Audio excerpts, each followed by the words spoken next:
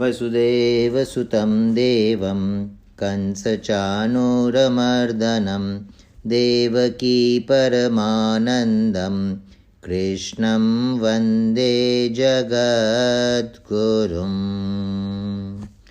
श्रद्धे सेठ जी के चरणों में प्रणाम, श्रद्धे भाई जी के चरणों में प्रणाम, श्रद्धे स्वामी जी महाराज के चरणों में प्रणाम, श्रद्धे राधा बाबा के चरणों में प्रणाम, श्रद्धे शरणानंद जी महाराज के चरणों में प्रणाम, अनंत कोटि सब संत महात्माओं के चरणों में अनंत कोटि प्रणाम। आप सभी को प्रणाम। नारायण नारायण नारायण नारायण। अपने 37वें श्लोक तक कर लिए थे, अब 38वां और 39वां श्लोक। 37वें श्लोक में अर्जुन युद्ध करने का सर्वथा अनौचित्य बताते हैं कि इनको मारकर हम सुखी कैसे होंगे, तो इसलिए युद्ध नहीं करना है। अब यहाँ पे ये शंका होती है कि जैसे तुम्हारे लिए दुर्योधन आदि स्वजन है, ऐसे ही दुर्योधन आदि के लिए भी तो तुम स्वजन हो। स्वजन की दृष्टि से तुम तो युद्ध से निवृत्त होने की बात सोच रहे हो, पर दुर्योधन आदि युद्ध से निवृत्त होने की बात ही नहीं सोच रहे हैं। इसका क्या कारण है? इसका उत्तर अर्जुन आगे के 2 श्लोकों में देते हैं। यद्यपि लोभ के कारण जिनका विवेक विचार लुप्त हो गया है, ऐसे ये दुर्योधन आदि कुल का नाश करने से होने वाले दोष को और मित्रों के साथ द्वेष करने से होने वाले पाप को नहीं देखते, तो भी हे जनार्दन, कुल का नाश करने से होने वाले दोष को ठीक ठीक जानने वाले हम लोग इस पाप से निवृत्त होने का विचार क्यों न करें। यद्यप्येतेन पश्यन्ति लोभोपहत चेतसः कुलक्षयकृतं दोषं मित्रद्रोहे च पातकं कथं न ज्ञेयमस्माभिः पापादस्मान्निवर्तितुं कुलक्षयकृतं दोषं प्रपश्यद्भिर्जनार्दन। यद्यप्येतेन पश्यन्ति मित्रद्रोहे च पातकम्। 38वें श्लोक में भगवान कहते हैं, अर्जुन कहते हैं, इतना मिल गया, इतना और मिल जाए, फिर ऐसा मिलता ही रहे। ऐसे धन, जमीन, मकान, आदर, प्रशंसा, पद, अधिकार आदि की तरफ बढ़ती हुई वृत्ति का नाम लोभ है। इतना मिल गया और इतना और मिल जाए और फिर ऐसा मिलता ही रहे। सांसारिक वस्तुओं की चीज़ के प्रति ऐसी जो प्रवृत्ति है उसका नाम लोभ है। धन, जमीन, मकान, आदर, प्रशंसा, पद, अधिकार आदि। इस लोभ वृत्ति के कारण इन दुर्योधन आदि की विवेक शक्ति लुप्त हो गई है, जिससे वे यह विचार नहीं कर पा रहे हैं कि जिस राज्य के लिए हम इतना बड़ा पाप करने जा रहे हैं, कुटुंबियों का नाश करने जा रहे हैं, वह राज्य हमारे साथ कितने दिन रहेगा और हम उसके साथ कितने दिन रहेंगे। हमारे रहते हुए यह राज्य चला जाएगा तो हमारी क्या दशा होगी, और राज्य के रहते हुए हमारे शरीर चले जाएंगे तो क्या दशा होगी। क्योंकि मनुष्य संयोग का जितना सुख लेता है, उसके वियोग का उतना दुख उसे भोगना ही पड़ता है। मनुष्य संयोग का जितना सुख लेता है, उसके वियोग का उतना दुख उसे भोगना ही पड़ता है। संयोग में इतना सुख नहीं होता जितना वियोग में दुख होता है। तात्पर्य है कि अंतःकरण में लोभ छा जाने के कारण इनको राज्य ही राज्य दिख रहा है। कुल का नाश करने से कितना भयंकर पाप होगा वह इनको दिख ही नहीं रहा है। जहाँ लड़ाई होती है वहाँ समय, संपत्ति, शक्ति का नाश हो जाता है। जहाँ लड़ाई होती है वहाँ समय, संपत्ति और शक्ति का नाश हो जाता है। तरह तरह की चिंताएं और आपत्तियां आ जाती हैं। दो मित्रों में भी आपस में खटपट मच जाती है, मनोमालिन्य हो जाता है, कई तरह का मतभेद हो जाता है। मतभेद होने से वैर भाव हो जाता है। जैसे द्रुपद और द्रोण दोनों बचपन के मित्र थे, परंतु राज्य मिलने से द्रुपद ने एक दिन द्रोण का अपमान करके उस मित्रता को ठुकरा दिया। इससे राजा द्रुपद और द्रोणाचार्य के बीच वैर भाव हो गया। अपने अपमान का बदला लेने के लिए द्रोणाचार्य ने मेरे द्वारा राजा द्रुपद को परास्त कराकर उसका आधा राज्य ले लिया।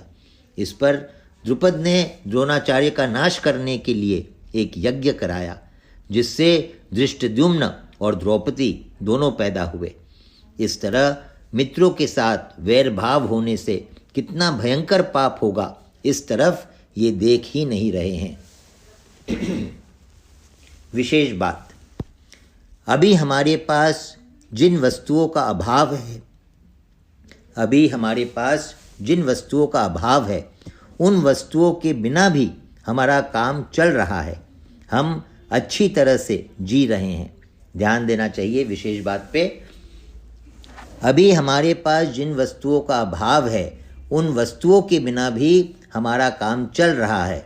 हम अच्छी तरह से जी रहे हैं, परंतु जब वे वस्तुएं हमें मिलने के बाद फिर बिछुड़ जाती हैं, तब उनके अभाव का बड़ा दुख होता है।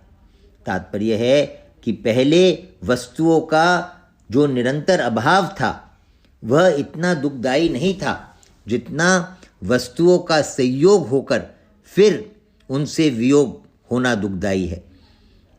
ऐसा होने पर भी मनुष्य अपने पास जिन वस्तुओं का अभाव मानता है, उन वस्तुओं को वह लोभ के कारण पाने की चेष्टा करता रहता है।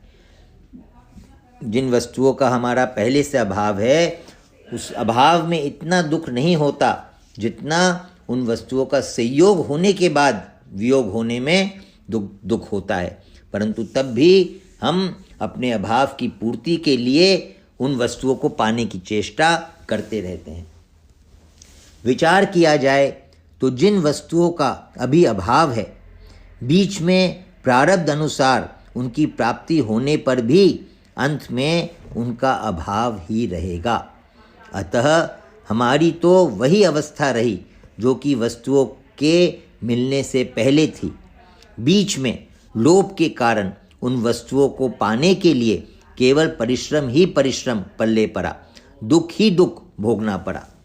बीच में वस्तुओं के संयोग से जो थोड़ा सा सुख हुआ है, वह तो केवल लोभ के कारण ही हुआ है। बीच में वस्तुओं के संयोग से जो थोड़ा सा सुख हुआ है, वह केवल लोभ के कारण ही हुआ है। अगर भीतर में लोभ रूपी दोष न हो, तो वस्तुओं के संयोग से सुख हो ही नहीं सकता। बहुत विशेष बात है। अगर वस्तुओं का लोभ न हो, वस्तुओं की कामना इच्छा न हो, तो वस्तुओं के संयोग से सुख हो ही नहीं सकता। ऐसे ही मोह रूपी दोष न हो तो कुटुंबियों से सुख हो ही नहीं सकता। लोभ रूपी दोष न हो तो वस्तुओं के संयोग से सुख नहीं हो सकता, और मोह रूपी दोष न हो तो कुटुंबियों से सुख हो ही नहीं सकता। लालच रूपी दोष न हो तो संग्रह का सुख हो ही नहीं सकता। लालच रूपी दोष न हो तो संग्रह का सुख हो ही नहीं सकता। तात्पर्य है कि सांसारिक सुख किसी न किसी दोष से ही होता है। सांसारिक सुख, संसार का सुख किसी न किसी दोष से ही होता है। कोई भी दोष न होने पर संसार से सुख हो ही नहीं सकता। कोई भी दोष न होने पर संसार से सुख हो ही नहीं सकता। या तो मोह रूपी दोष है, या लोभ रूपी दोष है, या लालच रूपी दोष है, या कामना रूपी दोष है।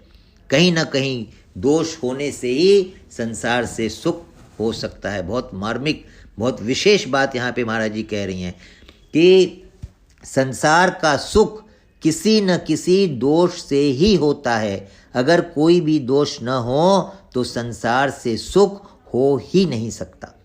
परंतु लोभ के कारण मनुष्य ऐसा विचार कर ही नहीं सकता। यह लोभ उसके विवेक विचार को लुप्त कर देता है। कथम न ज्ञेयमस्माभिः प्रपश्यद्भिर्जनार्दन।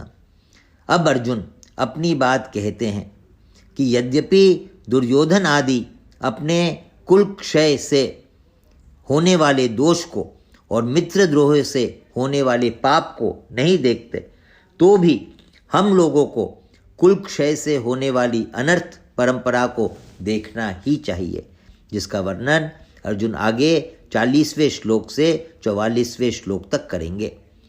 क्योंकि हम कुल क्षय से होने वाले दोषों को भी अच्छी तरह से जानते हैं और मित्रों के साथ द्रोह, वैर या द्वेष से होने वाले पाप को भी अच्छी तरह से जानते हैं।